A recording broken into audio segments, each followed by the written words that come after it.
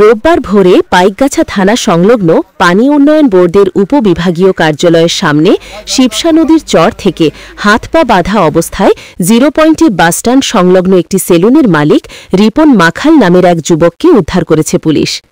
জীবিত উদ্ধার করা যুবককে উপজেলা স্বাস্থ্য কমপ্লেক্সে ভর্তি করে পুলিশ। এ ঘটনায় এলাকায় চাঞ্চল্যের সৃষ্টি হয়েছে।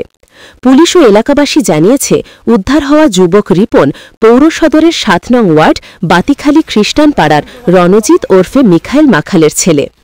ভোরে নদীতে মাছ ধরতে যাওয়া জেলেরা চরে একটি মৃতদেহ পড়ে রয়েছে ভেবে স্থানীয় লোকজন থানা পুলিশকে খবর দেয়। পরে থানা পুলিশ ঘটনাস্থল থেকে হাত পা বাঁধা অবস্থায় রিপন মাখাল নামে ওই যুবককে উদ্ধার করে দেখেন সে মৃত নয়, সে জীবিত রয়েছে।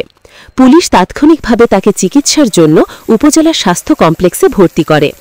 থানার ওসি রিয়াদ মাহমুদ বলেন, ওই যুবককে জীবিত অবস্থায় উদ্ধার করা হয়, তবে তার হাত পা রশি দিয়ে বাঁধা ছিল। সে পুরোপুরি সুস্থ হলে তার কাছ থেকে অনেক কিছু জানা যাবে হয়তো, তবে কারা এর সাথে জড়িত এবং পুরো বিষয়টি পুলিশ খতিয়ে দেখছেন। হাসপাতালের কর্তব্যরত চিকিৎসক ডাক্তার নিরাপদ মণ্ডল বলেন, অনেক অসুস্থ অবস্থায় তাকে হাসপাতালে আনা হয়। জ্ঞান না ফেরায় প্রাথমিক চিকিৎসা শেষে উন্নত চিকিৎসার জন্য তাকে খুলনায় প্রেরণ করা হয়। পাইকগাথা প্রতিনিধির তথ্য নিয়ে ডেস্ক রিপোর্ট, বাংলার গেজেট।